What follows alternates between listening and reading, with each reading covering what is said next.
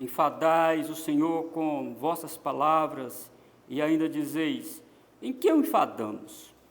Nisto que pensais: qualquer que faz o mal passa por bom aos olhos do Senhor, e desses é que ele se agrada. Ou, onde está o Deus do juízo? Que insolência, não é, irmãos? Que insolência.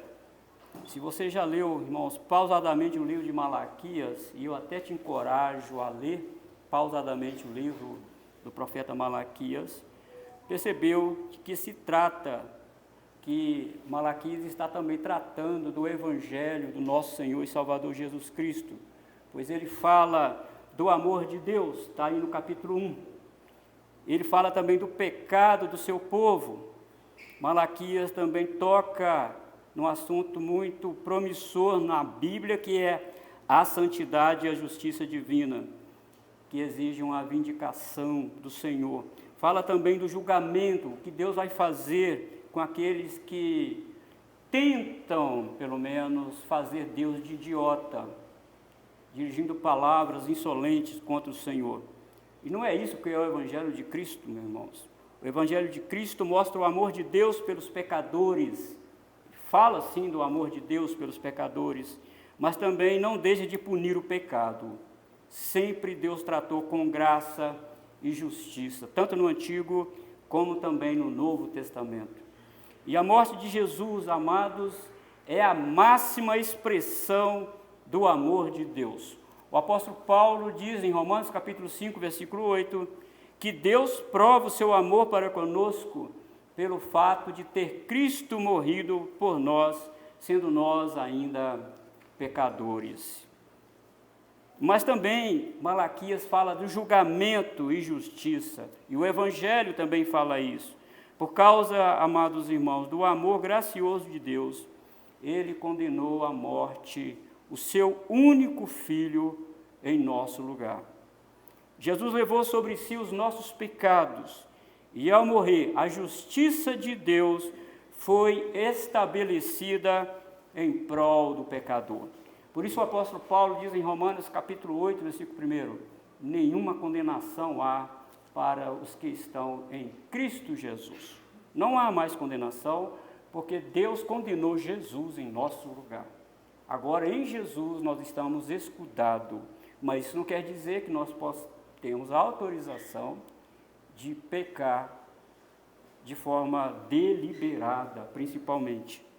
E essa justiça, irmãos, aconteceu na vida terrena de Jesus, no modo como Jesus viveu, no modo como Jesus estabeleceu o plano de redenção aqui na terra e depois como ele subiu também ao céu.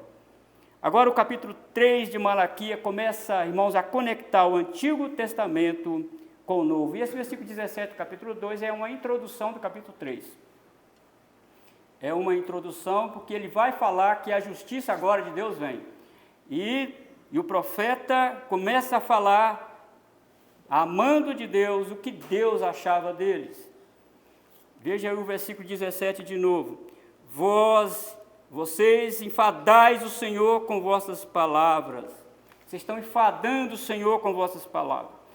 Vamos dar uma olhada, eu convido você para deixar a Bíblia aberta aí no livro do profeta Malaquias, e você vai acompanhar comigo quais palavras enfadonhas, cansativas, aquela igreja do Antigo Testamento estava deliberando contra Deus, tocando na santidade e justiça de Deus. E eles falaram no capítulo 1, olha, Deus não nos ama. Está aí no capítulo 1, no versículo 2. Eu vos tenho amado, diz o Senhor, mas vós dizeis, em que nos tens amado? Prova Deus que o Senhor nos ama. Se o Senhor nos amasse, nós não tínhamos ido para o cativeiro babilônico. O Senhor não nos ama coisa nenhuma. O Senhor não nos ama. Mas também, se você quiser dar uma olhada, olha aí também, irmão, no versículo 6. No versículo 6, a última parte. Diz o Senhor dos Exércitos a vós outros, ó sacerdote que desprezais o meu nome, vós dizeis, em que desprezamos nós o teu nome? Que insolência, que petulância é essa para falar com Deus? O profeta leva uma mensagem de Deus e diz, volta, profeta, e fala com Deus, mostra para nós então. Mostra para nós que nós desprezamos o teu nome. Como nós desprezamos o teu nome? Veja também o versículo 12. Mas vós o profanais quando dizeis, a mesa do Senhor é imunda, e o que nela se oferece, isto é, a sua comida é desprezível. E dizeis ainda, que canseira. Todo dia matar animal. Mata animal hoje, mata animal amanhã. Que canseira. Oh, que canseira vir à igreja, que canseira a escola bíblica dominical, que canseira é o culto. É a mesmice, não muda nada. Lá e também pode ser aqui. Por isso que o versículo 17, aqui do capítulo 2, Deus manda o profeta falar para aquele povo. Vocês estão me enfadando com essas palavras de vocês. Vocês estão me cansando com essas palavras de vocês. Mas parou, irmão, por aí? Não, não parou por aí. Capítulo 2 e o versículo 14. E perguntais, por quê? Porque o Senhor foi testemunha da aliança entre ti e a mulher. Eles estavam chorando diante do altar, tinham mandado as suas esposas embora, divórcio ilegítimo, e eles iam para o altar, choravam, faziam jejuns, oravam, e Deus falou, eu não aceito isso de vocês, porque isso é hipocrisia. Aí eles perguntam, por quê o senhor não aceita? Por quê? Queridos irmãos, por que não? Às vezes nós passamos por tanta dificuldade na vida, nós não temos autoridade pelas Escrituras Sagradas de dizer, por que Deus eu estou passando? Mas ao invés de perguntarmos por que Deus, seríamos mais sábios em dizer, para que, Senhor? Qual finalidade, Senhor? O que o Senhor está me falando? O que o Senhor quer comigo? O que o Senhor quer que eu acerte na minha vida? E não por quê? Porque é empinar o nariz para Deus. Porque levantar a sobrancelha para Deus. Isso é soberba e não é humildade. E a palavra de Deus diz que Deus resiste os soberbos, mas dá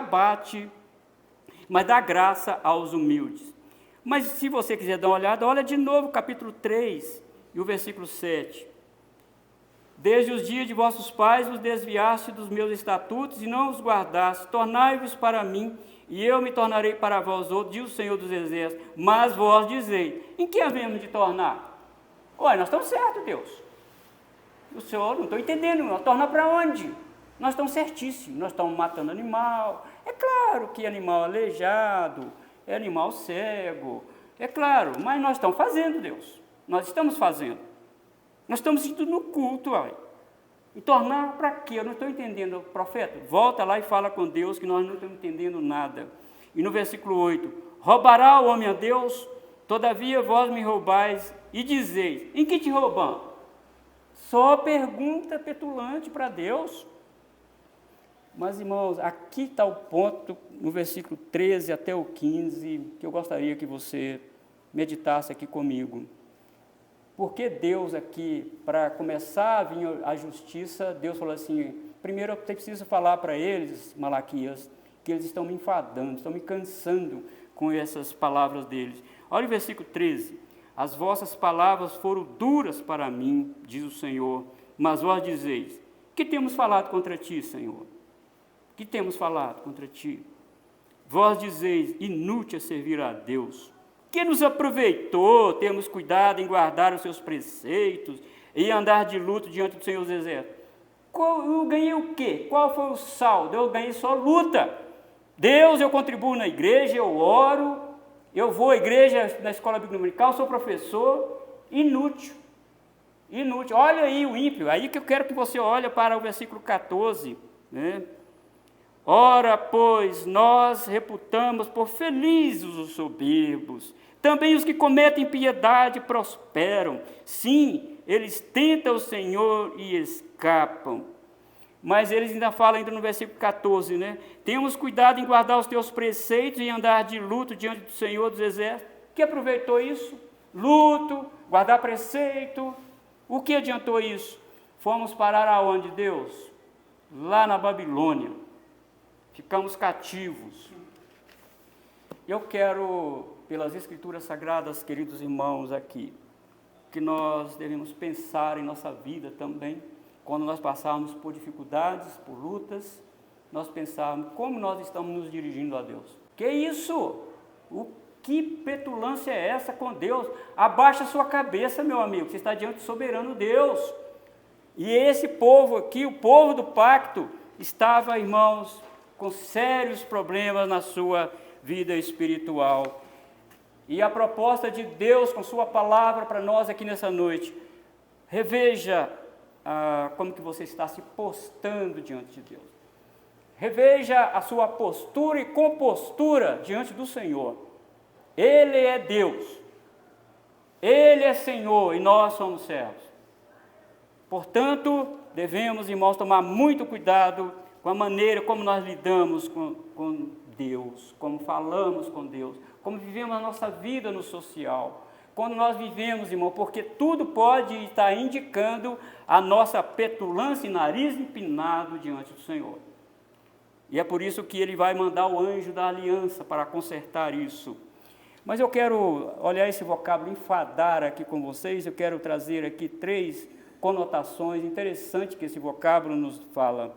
Vós me enfadais, vocês estão enfadando a mim.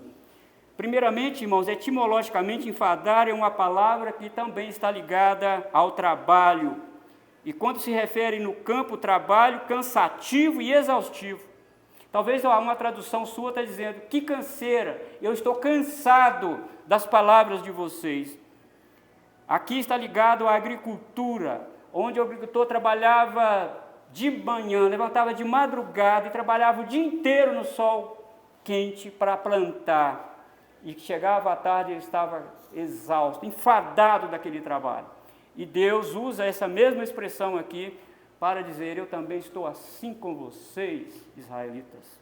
Eu também estou dessa forma, estou enfadado, eu estou cansado das palavras duras que ele falou aqui. Vocês têm dirigido a mim palavras duras contra mim. Mas não foi só na época do profeta Malaquias que Deus reclamou que estava cansado disso. Em Isaías 43, versículo 24, o profeta diz, sendo boca de Deus, ele diz, mas me deste trabalho, e com os teus pecados, e me cansaste com as tuas iniquidades. Me deste trabalho com os teus pecados, e me cansaste com as tuas iniquidades. Segundo, irmão, enfadar é a reação de Deus, demonstrada contra os atos de pecados repetitivos dos filhos de Deus. E na época do profeta Malaquias, o Senhor vai de ímpeto contra eles e diz, as suas palavras estão me enfadando, as suas reclamações, as suas insolências, as suas petulâncias estão me enfadando, e eu vou tomar juízo sobre vocês por causa das suas palavras. E terceiro, irmãos, visto que o verbo aqui está no presente contínuo no hebraico, isso quer dizer que eles pecaram no passado, estavam pecando no presente, e até a época que o profeta Malaquias escreveu, eles estavam continuando a pecar.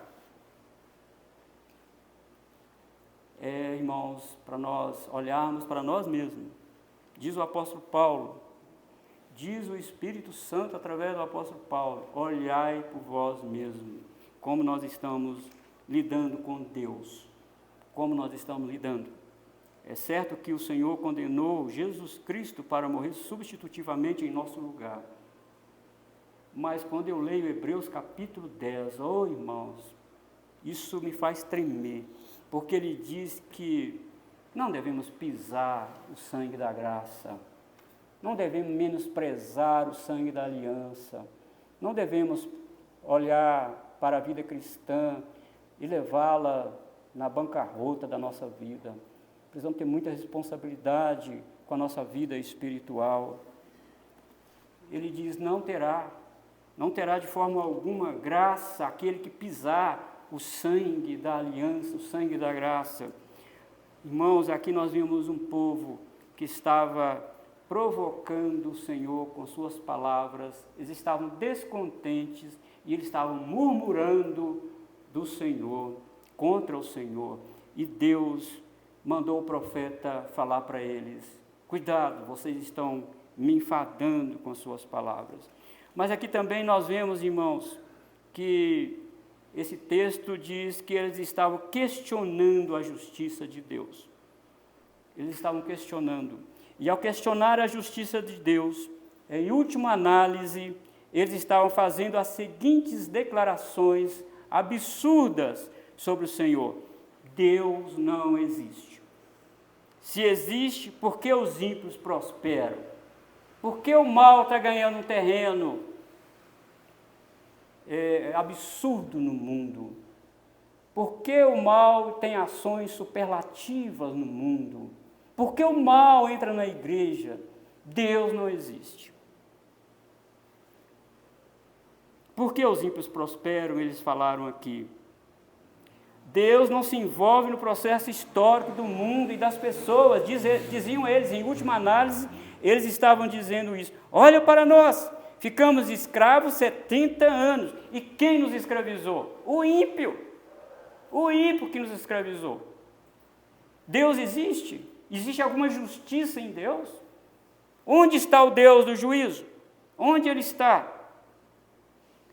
Irmãos, em meio a sofrimento, onde os perversos estavam ganhando terreno contra o profeta Jeremias, inclusive ele foi jogado num calabouço por pregar a verdade.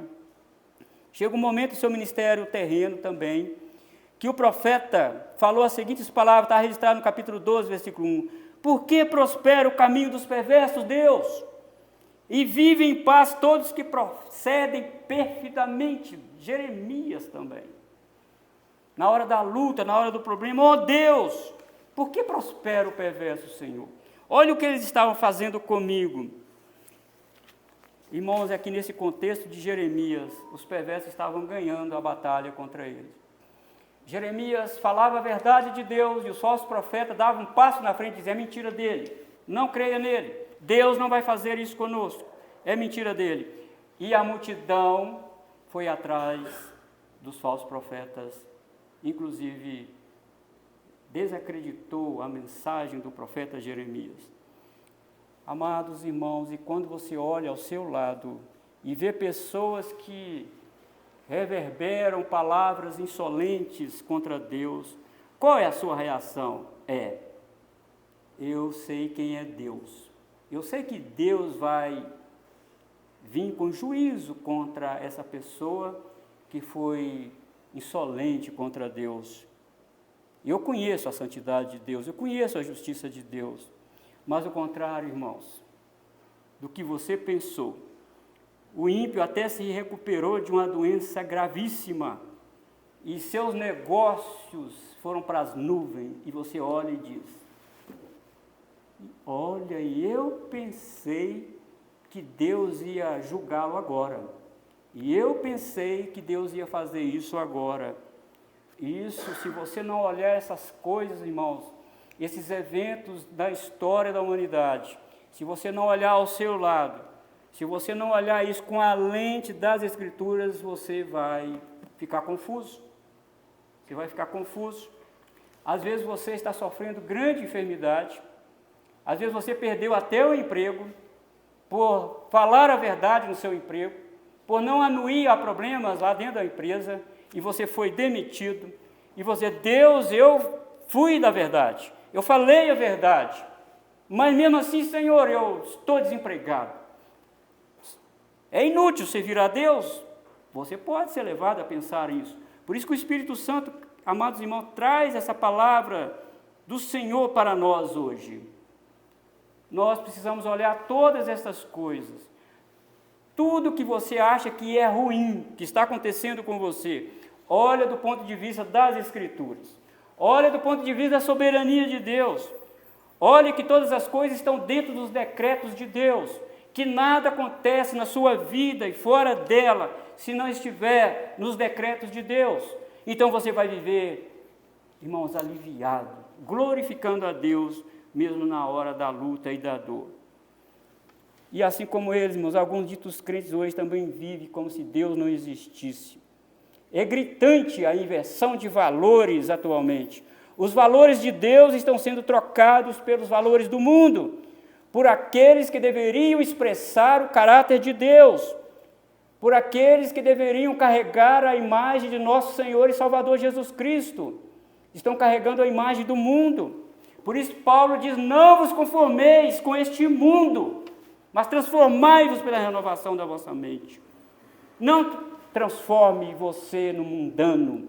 Viva a vida com o Senhor. Não podemos, de forma alguma, irmãos, macular a santidade do Senhor em nossa vida. E não podemos, irmãos, concordar com o pecado, porque Deus trará juízo sobre todos aqueles que tentam fazer o de idiota. Deus trará juízo. E como Ele vai trazer? E talvez, irmãos, individualmente analisando, a vida cristã de muitos é somente um simulacro. A vida cristã de muitos é somente uma sombra, sem substância. É uma imagem andando, na verdade, mas não tem substância. É uma negação da vida cristã. Mas quando vemos as coisas, irmãos, por um prisma coletivo, vemos que as igrejas genuinamente bíblicas parecem estarem definhando, ao passo que aquelas que mais parecem sinagogas de Satanás, do que a igreja de Cristo, estão prosperando e crescendo vertiginosamente. E você pergunta, por quê? Porque a mentira está sendo negociada como se fosse verdade. E a verdade é colocada como se fosse mentira. Há uma inversão de valores. Eu encorajo você a dar uma lida depois na sua casa, no livro do profeta Isaías, no capítulo 5. Eu quero só citar o versículo 20 aqui para você. Deus bradou através do profeta Isaías, dizendo, ai dos que ao mal chamam bem, e ao bem mal, que fazem da escuridade luz, e da luz escuridade. Põe o amargo por doce, e o doce por amargo. Ai de vocês que estão fazendo isso. Não invertem as coisas. Pecado é sempre pecado. Errado é sempre errado. Não importa quem. Nós somos do céu. Nós somos de Deus. E nós não compactuamos com coisas erradas neste mundo. Nunca.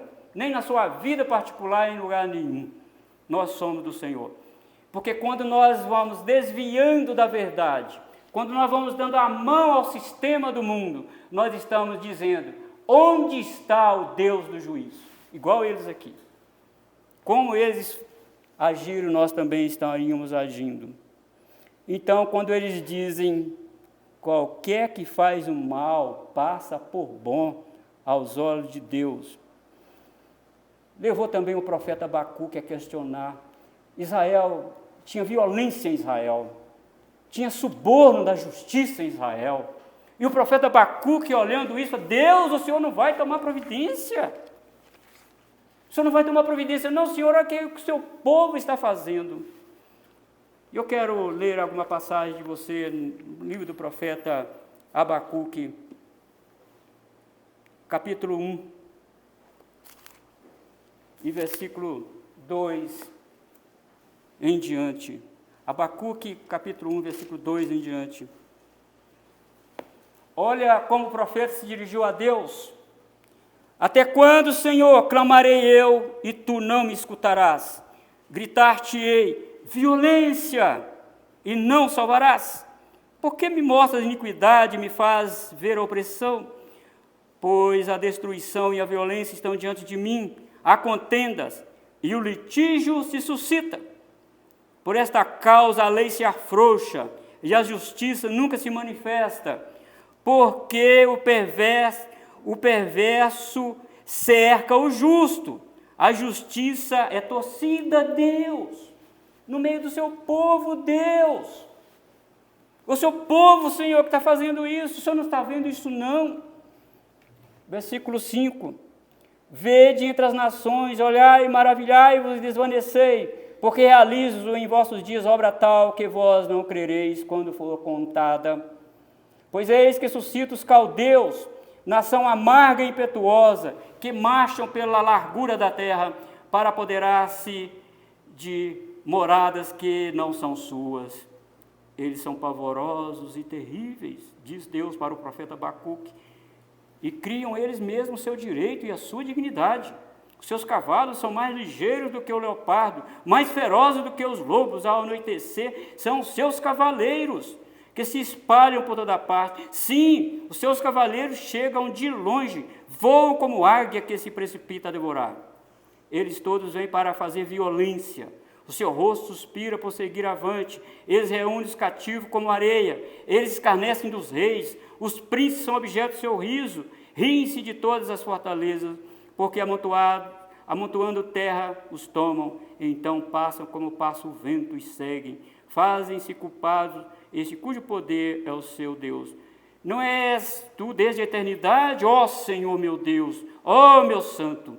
Não morreremos. Ó Senhor, para executar juízo, puseste aquele povo. Tu, ó rocha, o fundaste para servir de disciplina. Tu és tão puro de olhos que não podes ver o mal, e a opressão não podes contemplar. Por que, pois, toleras os que procedem perfidamente, e te calas quando o perverso devora aquele que é mais justo do que ele?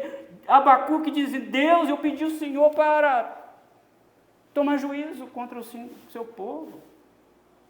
Eu orei ao Senhor, pedindo ao Senhor: Deus, tem violência em Israel, Senhor, tem suborno, juiz, Deus, os políticos são corruptos, Deus, e o Senhor manda uma nação mais perversa ainda.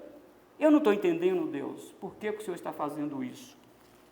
Eu não estou entendendo por que o Senhor usou uma nação mais pérfida, mais perversa, mais ímpia. Para mim, o Senhor ia usar os profetas aqui, usar os sacerdotes tementes ao Senhor. O Senhor usou um político, um rei perverso, para punir o seu povo, Deus. Irmãos, isso levou o profeta Abacuque a subir na torre e orar a Deus. Ele ficou tão angustiado com isso que ele orou a Deus. Ele foi para uma torre orar ao Senhor. E é de lá que Deus falou mais profundamente no seu coração. É necessário, Abacuque, isso. E ele viu os animais sendo mortos, ele viu destruição em Israel, ele viu tudo isso.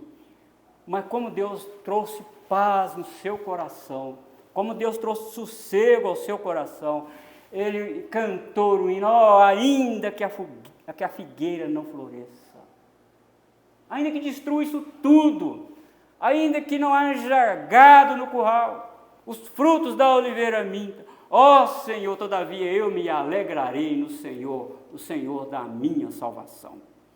É isso, reverência com Deus, reverência. Irmãos, Deus pode usar. E Deus usou uma nação ímpia para punir Israel. Deus usou um governo ímpio para trazer juízo sobre Israel. Deus fez isso. E Deus pode usar qualquer coisa. Isso assustou o profeta Jeremias e assustou também o profeta Abacuque. Agora, irmãos, tem 3 pessoas aqui, mas, no contexto histórico de Israel, que Deus usou para revelar o caráter do coração, expor o coração. Absalão, Aitofel e Uzai. O Senhor, queridos irmãos, como eu digo, pode usar qualquer coisa, qualquer pessoa, qualquer governo para revelar o que está dentro do coração das pessoas, principalmente daqueles que se dizem filhos de Deus. O Senhor usou a fome de poder de Absalão para revelar o seu próprio caráter e também para revelar o caráter mau de Aitofel e Uzai, amigos de Davi, do reino de Davi. Davi confiava nesses homens, mas é só Absalão, filho de Davi, querer o poder, e eles debandaram para o lado de Absalão, traíram Davi, traíram. Mas Deus usou a ganância de Absalão para revelar: Davi, nem todo mundo aí é amigo seu. Aitofel não é, Uzai também não é. E eu vou provar isso para você. Voltando aqui, amados irmãos, essa inversão de valores não está restrita só à época do profeta Malaquias, pois a igreja desse tempo está enfrentando, a meu ver, a maior crise de caráter dos últimos tempos.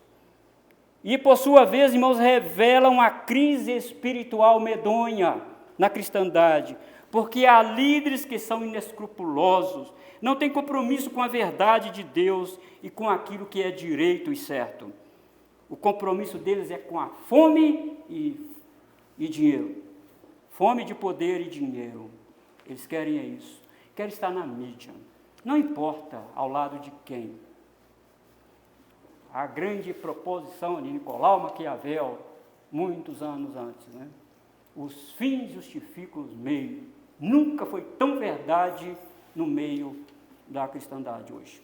Nunca foi tão verdade. Israel, que tinha o pacto. Israel, que tinha a legislação. Israel, que tinha o culto, que tinha a promessa, que tinha a Torá, que tinha o anjo do Senhor acompanhando eles. Israel, que tinha tudo, que tinha terra, falaram isso de Deus. Tentaram fazer Deus de idiota. O apóstolo Paulo diz que Israel tinha 6 privilégios que os gentios não tinham. Capítulo 9 de Romanos fala isso. Capítulo 9 de Romanos diz que Israel são israelitas, pertencem-lhes à adoção, número 1, que eles tinham, que os gentios não tinham, pertence à glória. Deus manifestou gloriosamente para Israel. Deus abriu o mar vermelho para eles. Deus deu pão para eles no deserto. Deus falou audivelmente com eles. Deus estourou com relâmpagos e trovões o Monte Sinai, ao ponto de eles dizerem: Moisés, nós não aguentamos, Moisés, fala o Senhor conosco. E deixa Deus falar com você, e você transmite o que Deus... Nós não suportamos essa glória. Quando Salomão inaugurou o templo, diz a palavra de Deus que a glória de Deus encheu o templo. Então Paulo diz, eles tinham tudo isso, tantos privilégios, mas não valorizaram isso. E a minha palavra hoje, a palavra do Senhor para nós hoje, e eu estou valorizando o privilégio que eu tenho? E você está valorizando o privilégio que você tem? Ou você está vivendo a vida cristã reclamando da situação que você está vivendo? Lutas todos nós passamos, dificuldades todos nós passamos. Segundo os especialistas em frutas, etc., dizem que a fruta fica docinha quando ela passa por sol quente e vento forte. Aquela fruta lá na sombra, lá não presta, não tem sabor. Amados irmãos, é isso. Nós precisamos olhar para nós mesmos, olhar. Paulo diz ainda, continua. Primeiro, a adoção. Segundo, a glória. Terceiro, as alianças. Nós vimos hoje 3 alianças aqui na Escola Bíblica Dominical hoje. Com Noé e etc. Deus fez aliança com o seu povo. A eles pertence a legislação. A eles pertence o culto e as promessas. Tudo isso eram deles, mas eles não valorizaram. Não valorizaram. Irmãos, no meio de bilhões de pessoas, o Senhor escolheu a mim e a você para pertencer à família dele. Poderia não ter escolhido. Poderia deixar todos nós aí na lama do pecado e ir para o inferno, longe dele. Mas ele amorosa e graciosamente, eletivamente, nos escolheu para pertencer à família de Deus. Valorizamos, pois, isso. Valorizamos isso. Porque senão, irmãos, nós estamos agindo como o ímpio age. Estamos agindo como ele. Mas voltando aqui, irmãos, a Malaquias. Onde está o Deus do juízo? Onde ele está, profeta? Fala com Deus. Cadê ele? Onde ele está? E quando eles falaram assim, e quando nós também, irmãos, pensamos que Deus não está vendo o que está acontecendo no mundo, que Deus não está vendo o que está acontecendo no Brasil, que Deus não está acontecendo o que está acontecendo na sua família, nós estamos dizendo como ele, onde está o Deus do juízo? Onde ele está? E muitos crentes perderam completamente a visão do reino. Muitos crentes perderam completamente a ética do reino, porque estão compactuando com o erro. Não estão longe daqueles judeus nos tempos de Malaquias. Os judeus diziam, o mal é lucrativo. E os crentes de hoje dizem a mesma coisa. Se melhora a minha situação financeira, que problema há? Para mim não tem problema nenhum. Está melhorando a minha vida? Problema. Mas aonde está o erro? Aonde está a verdade nisso? Onde está a palavra de Deus nisso, amados irmãos? É aqui que nós precisamos colocar a nossa vida, meu Deus. Gente, nós temos que parar com isso. Aqui é a palavra de Deus, aqui é a verdade de Deus. Ou nós estamos aqui ou não. Jesus disse, quem comigo não ajunta, espalha. Quem não é por mim é contra mim. Defende que lado você está. Israel, na época de Acabe, estava Baal e Deus, Baal e Deus. E o profeta Elias chegou e falou, escolha aí quem que vocês vão servir agora. Chega, Deus me mandou aqui para falar isso para vocês, diz o profeta Elias. Se é Baal, sirva Baal, vai servir Baal. Mas se é Deus, sirva a Deus. E ele mandou uma carta, Jesus mandou uma carta para uma igreja. Saia de cima do muro, porque morno está a ponto de vomitar na minha boca. Tomara que vocês fossem frio ou quente, porque morno eu não aceito. Defina. E naquela época era difícil, irmãos. Naquela época era difícil.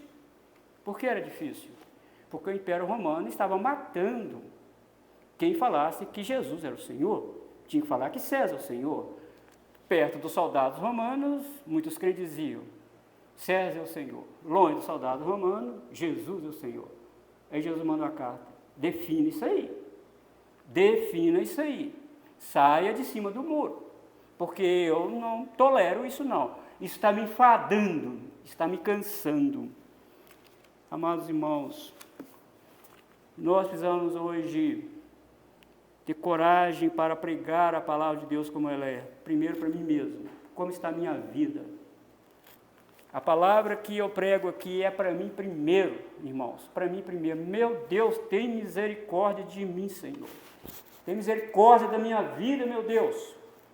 Como eu estou lidando com o sagrado, como eu estou lidando, Senhor, com a Tua palavra santa, inerrante.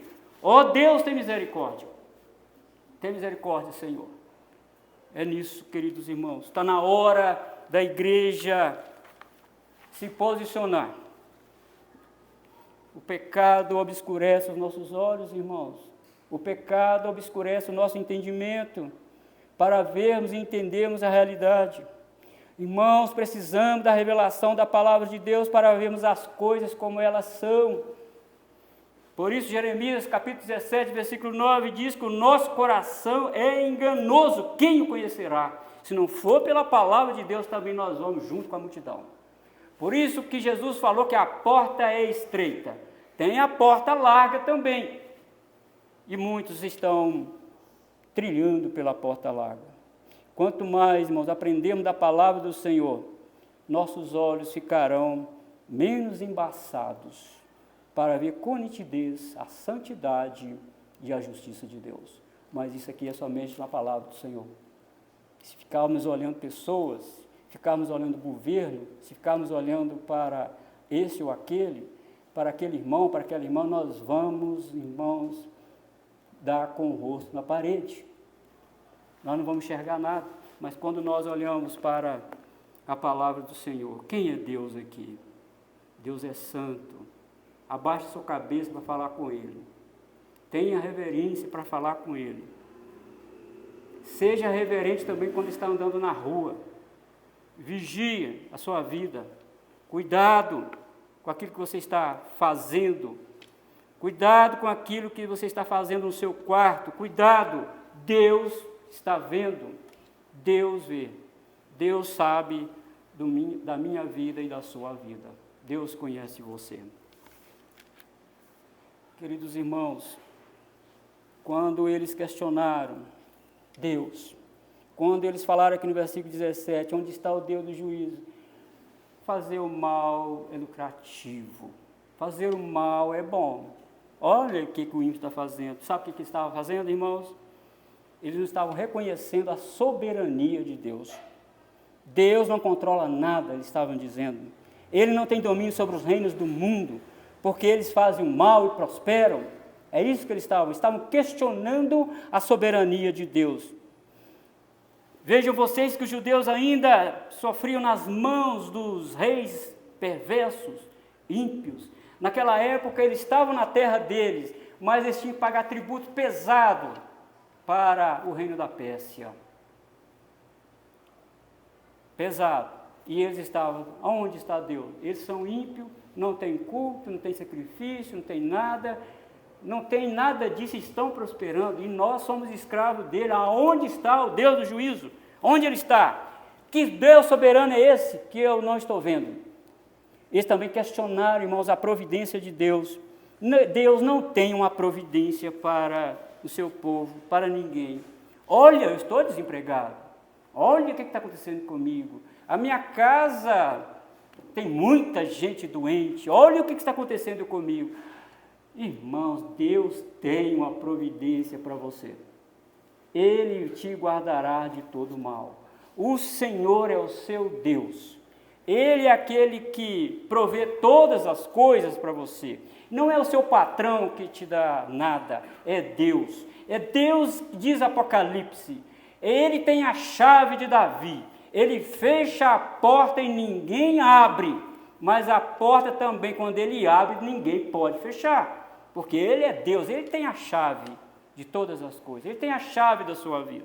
Então, quando você estiver passando por, irmãos, percalços, infortúnios na vida, isso é natural, porque nós estamos ainda vivendo numa época de finitude, a queda nos atinge também, mas, irmão, saiba que lá no céu tem um Deus que te ama, que está provendo todos os meios necessários para você, e ele também está questionando a justiça de Deus. Onde está o Deus do juízo? Que Deus justo é esse, que manda uma nação mais pecadora do que nós, uma nação mais insolente do que nós, mais impenitente do que nós, para nos julgar e tomar tudo de nós? Isso não é justiça, isso não é Deus.